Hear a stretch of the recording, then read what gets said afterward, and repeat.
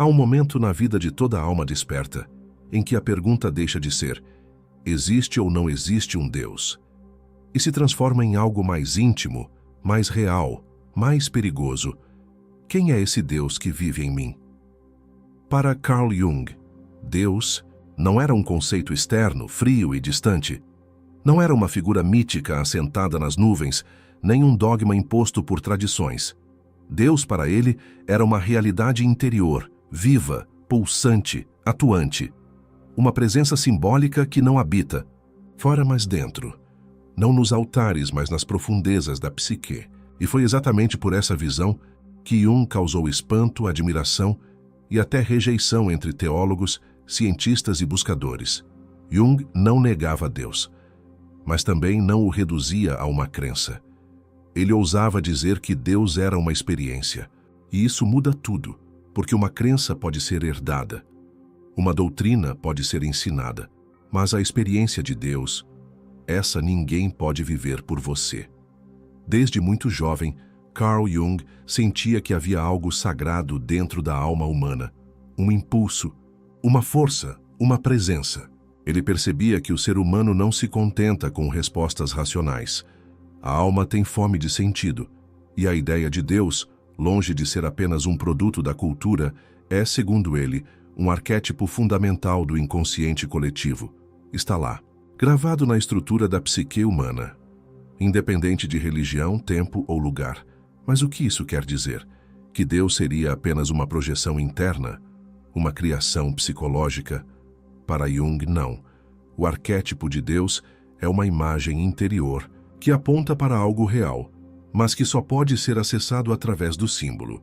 É como a luz do sol refletida num vitral. O vitral não é o sol, mas deixa sua presença passar. E nesse ponto, Jung faz uma distinção crucial. O Deus em que acreditamos nem sempre é o Deus que vivenciamos. Muitos creem em uma divindade justa, amorosa, perfeita, mas vivem dominados por culpa, medo e castigo. Outros dizem não acreditar em Deus, mas sentem uma força maior em sonhos, intuições ou sincronicidades. O que isso revela? Que Deus, para Jung, não é uma ideia. É um fenômeno psíquico, um acontecimento interior. E é isso que vamos explorar juntos neste vídeo. Não uma definição de Deus, mas uma travessia, um mergulho na visão ousada, profunda e simbólica que Carl Jung ofereceu sobre o divino e sobre o lugar que ele ocupa dentro de nós. Se você já sentiu que havia algo maior te observando de dentro, talvez esse vídeo seja a conversa mais sincera que sua alma esperava ouvir. Para compreender a visão de Deus segundo Carl Jung, é preciso voltar à sua infância. Não apenas aos fatos, mas ao que ele mesmo narra em sua autobiografia. Memórias, sonhos, reflexões. Ali, ele revela como desde cedo sentia um conflito profundo entre o que era ensinado sobre Deus e o que ele sentia em seu próprio interior. Seu pai era um pastor protestante, um homem de fé doutrinária, mas também de angústia silenciosa. Jung percebia no pai uma contradição dolorosa. Ele falava de Deus com as palavras certas, mas parecia não vivê-lo com o coração desperto. Era como se tivesse fé, mas não experiência. Isso marcaria Carl profundamente. Ele não queria um Deus de frases prontas. Ele queria um Deus que falasse com ele, mesmo que fosse em silêncio. Ainda menino, ele viveu um momento místico que carregaria para sempre. Sozinho, em casa, teve uma visão simbólica aterradora. Viu Deus sentado em um trono e uma imagem sagrada sendo destruída por uma substância impura, um pensamento proibido surgindo com força. Ele não contou isso a ninguém por anos, mas soube naquele instante que Deus não era o que os adultos diziam. Havia algo muito mais profundo, ambíguo e misterioso por trás da figura que tentavam lhe ensinar. Essa visão de um Deus que ultrapassa os limites da moral religiosa, que é simultaneamente criador e destruidor, luz e sombra, silêncio e fúria, o acompanharia por toda a vida. Enquanto a maioria buscava conforto espiritual em doutrinas, Jung buscava contato. Ele queria compreender por que Deus permitia o sofrimento, por que parecia tão ausente ou tão terrivelmente presente. Essa busca não o afastou da espiritualidade. Pelo contrário, aprofundou sua sede por verdade. Mas uma verdade que não cabia em catecismos. Ele se perguntava se o divino não seria, na verdade, algo que se revela no processo de individuação, ou seja, no caminho da alma que busca se tornar inteira. Deus, para ele, não era um prêmio para os bons, nem um castigo para os maus. Era uma realidade arquetípica, que exige maturidade para ser percebida. E muitas vezes, esse Deus se manifesta não nos templos, mas nas crises. Não nos dias calmos, mas nas noites escuras. Porque é no abismo da dúvida que o divino se revela, não como crença, mas como encontro. Essa é a raiz da visão de Jung. Uma espiritualidade sem disfarces, onde Deus não precisa ser defendido, mas vivido. Que a partir dessa infância marcada pela tensão entre o ensino religioso e a vivência íntima, ele iniciou uma jornada que o levaria a redefinir tudo o que sabia sobre o sagrado. E talvez seja por isso que, ao falar de Deus, ele não soava como um teólogo, mas como alguém que foi tocado por algo que não cabia mais em palavras. Quando Carl Jung afirmou que Deus é um arquétipo do inconsciente coletivo, muitos o acusaram de psicologizar o divino, de reduzir Deus a um produto da mente humana. Mas a verdade é que ele estava fazendo o oposto. Jung não queria diminuir. Deus queria libertá-lo das gaiolas da doutrina e devolvê-lo à alma. Na linguagem junguiana, um arquétipo não é uma invenção psicológica. É uma forma viva, ancestral, primitiva e universal que habita todas as almas. Os arquétipos são padrões fundamentais da psique, imagens primordiais que emergem espontaneamente, independentemente de cultura, religião ou época. E entre todos os arquétipos que residem no inconsciente coletivo, o de Deus é o mais poderoso, o mais abrangente, o mais enigmático. Mas o que isso significa na prática? Que a imagem de Deus está gravada na alma humana. Que mesmo alguém que nunca ouviu falar de religião ainda é capaz de sentir o mistério, de intuir o sagrado, de reconhecer algo maior que ultrapassa a lógica. O arquétipo de Deus se manifesta em sonhos, visões, medos, esperanças, sentimentos de desamparo e êxtase. É uma força que chama, que assusta, que atrai e que ninguém consegue ignorar por muito tempo. Jung dizia que negar o arquétipo de Deus é amputar uma parte essencial da psique. Mesmo quem se diz ateu em certos momentos, entra em contato com essa dimensão arquetípica, diante da morte, da beleza extrema, da natureza selvagem, de uma experiência amorosa profunda. São instantes em que o ego se curva e algo maior se impõe. Não um Deus externo, castigador ou recompensador, mas um princípio organizador da alma, algo que aponta para o centro do ser. Ao identificar Deus como arquétipo, Jung não estava dizendo que ele é apenas uma imagem interna. Estava dizendo que é também uma imagem interna, e que é lá dentro que sua presença é mais real. Não é fora que se encontra o divino, é no inconsciente profundo. E isso transforma radicalmente a espiritualidade, porque deixa de ser um sistema de crenças e se torna um processo de escuta. O arquétipo de Deus não pode ser domesticado. Ele é contraditório, ambíguo, assustador e sublime. Ele carrega luz e sombra. Ele desperta amor e terror. E é justamente por isso que, para Jung, Deus era uma realidade psíquica viva, não um conceito. Uma força que age na alma mesmo quando a mente a nega. Quando o arquétipo de Deus emerge, tudo muda. As estruturas antigas colapsam. O eu se vê pequeno. A vida ganha outro ritmo. É o momento em que a alma compreende que algo maior a habita. E que esse algo nunca foi uma ideia. Sempre foi uma presença. Para Carl Jung, Deus não era apenas uma figura superior. Ele era o símbolo supremo da totalidade. E essa ideia muda completamente a maneira como nos relacionamos com o divino. Porque se Deus representa a totalidade, isso significa que ele não está apenas naquilo que aprovamos, mas também naquilo que negamos. Não apenas na luz que buscamos, mas também na sombra que evitamos. A imagem de Deus, segundo Jung, é uma representação simbólica daquilo que a alma reconhece como pleno, inteiro, absoluto. E é por isso que ela surge com tanta força na psique, porque o ser humano intui que está fraturado, que há partes de si que foram esquecidas, recusadas, sufocadas. E o impulso espiritual nasce exatamente daí, do desejo de reconexão com esse todo perdido. O processo que Jung chamou de individuação é, no fundo, uma jornada sagrada, não religiosa no sentido institucional, mas espiritual no sentido mais profundo. É o caminho da alma em direção à integração de suas polaridades. É o movimento que busca unir o consciente com o inconsciente, o eu com o self, a razão com a intuição, a sombra com a luz. E no centro dessa integração está o arquétipo de Deus. Esse arquétipo atua como um imã.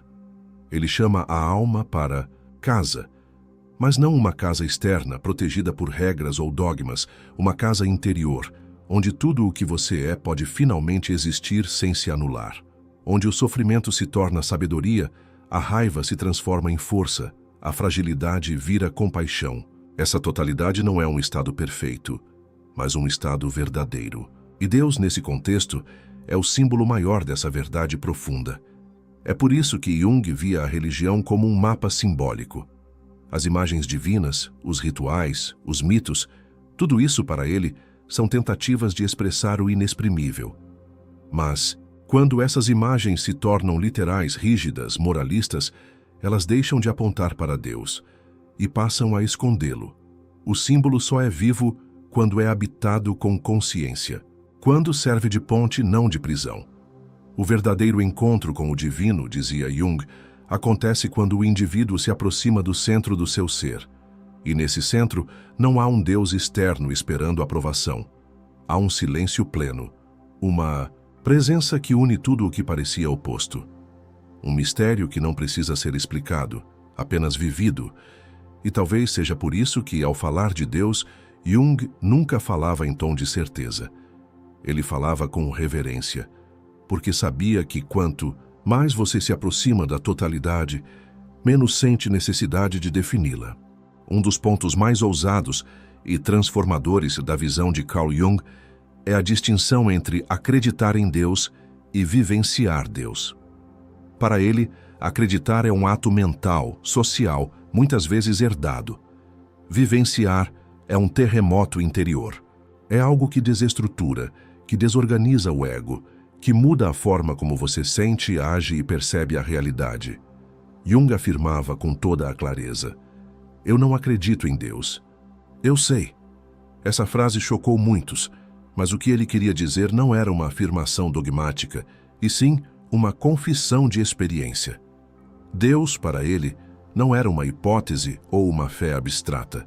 Era uma realidade vivida, algo que se impunha, de dentro para fora, como uma força arquetípica, uma presença misteriosa e inquestionável que se manifestava em sonhos, símbolos, intuições e sincronicidades. E é nesse ponto que Jung separa-se de muitos caminhos religiosos tradicionais, porque a maioria das religiões organiza-se em torno da crença, do que se deve aceitar, afirmar, repetir. Mas a alma, segundo ele, não se transforma por crenças, ela se transforma por vivências. A crença pode até confortar, mas a experiência, essa muda tudo, porque não depende do outro. Não depende de dogmas, ela marca, abre, restaura e, às vezes, destrói. É comum que alguém diga acreditar em um Deus amoroso, mas viver com medo. Acreditar em um Deus justo, mas sentir culpa constante. Acreditar em um Deus que perdoa, mas não se perdoar nunca. Para Jung, isso revela um abismo entre a mente e a psique, porque na psique, Deus se manifesta através da verdade emocional.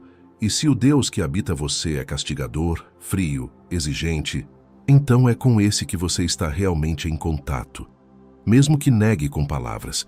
É por isso que ele insistia: não diga o que você acredita, observe o que você sente. A verdadeira imagem de Deus em você não está no que você repete, está no que sua alma carrega. E essa imagem precisa ser transformada não através de debates ou orações repetidas, mas através do contato íntimo com o inconsciente. Jung via nos sonhos, nas visões e até nos sintomas psíquicos, manifestações de um diálogo com o divino. Quando o inconsciente envia uma imagem simbólica, ele está tentando equilibrar algo, compensar o ego, revelar uma dimensão esquecida. E muitas vezes, essas imagens são assustadoras, ambíguas, sombrias, porque Deus também é mistério, também é caos, também é força bruta. Vivenciar Deus, então, não é um ato de conforto, é um renascimento, uma desorganização criativa, um encontro com algo que desafia o ego, mas desperta a alma. E quem passa por essa experiência, raramente volta a se contentar com crenças herdadas, porque descobre em silêncio que Deus não é uma resposta, é um chamado. No coração da psicologia junguiana, há um conceito que ressoa como um eco sagrado: o self. Mais do que uma ideia, o self é, para Carl Jung, a totalidade da psique, aquilo que somos, mas ainda não conhecemos. E é nesse centro silencioso que ele vê algo extraordinário, a imagem de Deus na alma humana. O self, segundo Jung, não é o ego fortalecido, não é o eu ideal das redes sociais, nem o personagem que aprendemos a interpretar para sermos aceitos. O self é o núcleo vivo da alma, onde todas as partes se encontram: a luz, a sombra, o masculino e o feminino, o instinto e o espírito, o desejo e a sabedoria. Ele é ao mesmo tempo individual e universal, e ao longo da vida, tudo conspira para que nos aproximemos dele, mesmo que isso custe rupturas, crises e noites escuras. É por isso que Jung afirmava: o self é o equivalente psicológico da imagem de Deus. Ele não estava dizendo que somos deuses no sentido egóico, mas que dentro de cada ser humano existe uma centelha que aponta para o divino. Uma estrutura psíquica que nos orienta, nos transforma, nos desinstala e, se escutada com atenção, nos guia de volta à nossa essência. Mas há um detalhe profundo aqui. O self não fala a linguagem do ego. Ele não negocia, ele não grita, ele não seduz. Ele se manifesta em sonhos simbólicos, impulsos criativos, sincronicidades, pressentimentos e, muitas vezes, em sofrimentos que parecem não ter explicação. Porque quando nos afastamos do self, algo dentro de nós começa a adoecer. O sintoma aparece como um pedido de retorno. Para Jung, se Deus se manifesta na alma, é através do self que essa manifestação ganha forma. Ele é o eixo invisível da individuação, a presença interior que quer nos tornar inteiros, não perfeitos, mas verdadeiros. E esse processo é tudo, menos confortável. Porque para encontrar o self, o ego precisa ceder. Precisa admitir que não é o centro, que não sabe tudo, que não comanda a vida. Essa rendição, porém, não é fraqueza. É o início da sabedoria. Porque quanto mais nos aproximamos do self, mais nos sentimos guiados por algo maior. Não fora de nós, mas dentro. Algo que não impõe, mas convida. Que não exige, mas desperta. Que não divide, mas integra. Deus, nesse sentido, não é uma figura sentada fora do mundo, observando de longe. Ele é um processo interno, um campo de consciência que pulsa no centro da alma. E quando tocamos o self, mesmo que por um instante, sabemos, não com a mente, mas com uma certeza silenciosa: o divino sempre esteve aqui, dentro, esperando apenas que deixássemos de procurar tão longe. Para muitos, Deus é sinônimo de luz, amor, perfeição. Mas Carl Jung, com sua coragem simbólica e sua fidelidade à verdade da psique, ousou olhar para um aspecto frequentemente negado: a sombra de Deus. E essa foi uma das ideias mais polêmicas e profundas que ele já trouxe ao mundo. Jung percebia que, assim como o ser humano tem uma sombra, partes negadas, reprimidas, não aceitas, o próprio conceito de Deus também carrega uma sombra arquetípica. Isso não significa que Deus seja mau, punitivo ou injusto.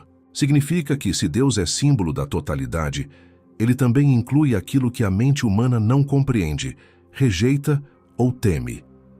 Essa intuição começou cedo na vida de Jung. Ainda criança, como vimos, ele teve visões de Deus fazendo coisas que o catecismo jamais teria permitido. Isso o perturbou profundamente. Mas com o tempo ele entendeu. O divino não é apenas luminoso. Ele também pode se manifestar como destruição, caos, silêncio e angústia. E quando negamos esse aspecto, o projetamos no mundo e chamamos de mal, de demônio, de destino cruel.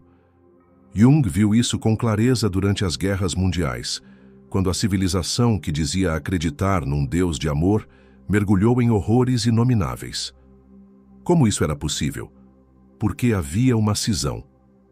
A sombra do divino negada nas religiões oficiais emergia nos instintos humanos de forma descontrolada, destrutiva, não porque Deus fosse mau, mas porque o inconsciente coletivo estava em desequilíbrio.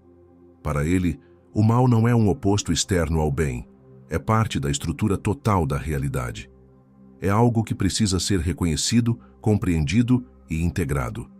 O mal negado se torna sombra, ativa, e essa sombra pode dominar indivíduos, sociedades e até sistemas espirituais.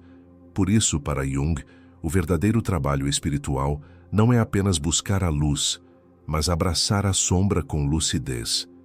Ele dizia que o ser humano precisa fazer consciente o mau potencial que existe em si, não para se entregar a ele, mas para não ser controlado por ele.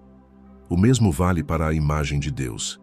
Quando Deus é visto apenas como perfeição, cria-se um ideal inatingível. E tudo o que não se encaixa nesse ideal é empurrado para o inconsciente, onde fermenta, distorce e adoece.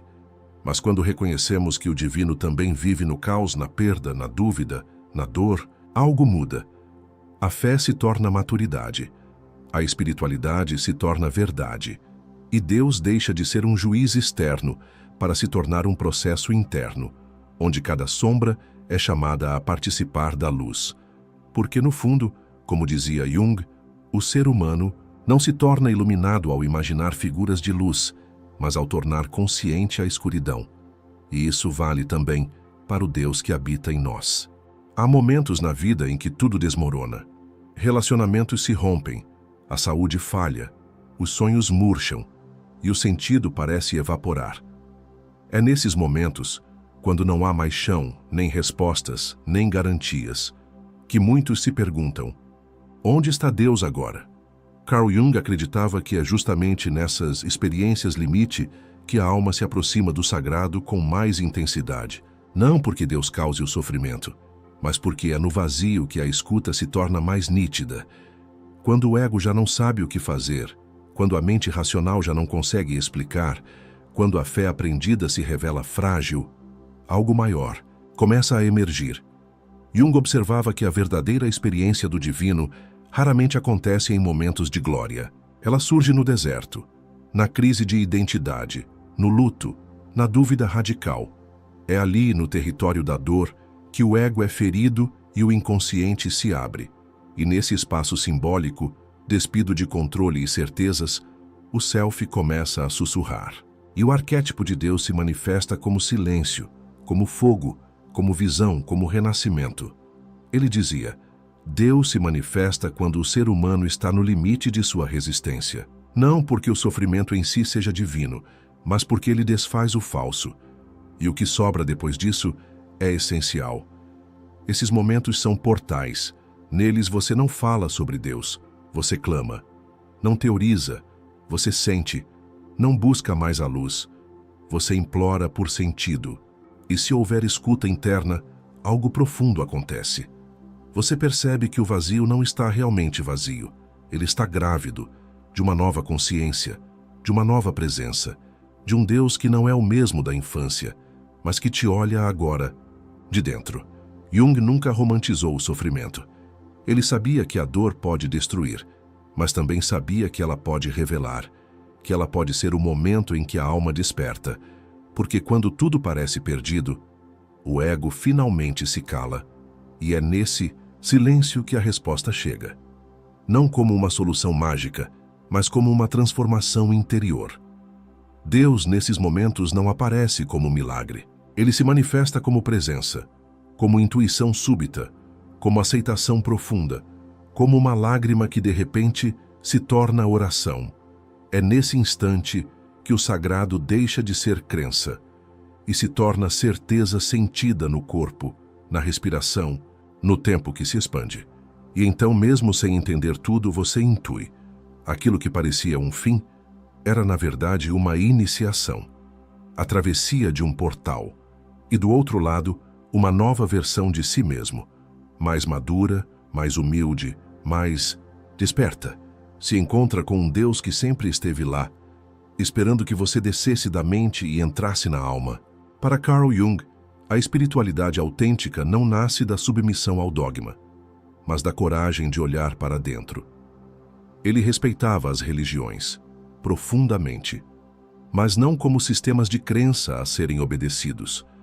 Ele as via como expressões simbólicas de verdades psíquicas, mitos, rituais, doutrinas, todos como tentativas humanas de representar aquilo que é essencialmente invisível, a alma em busca de sentido.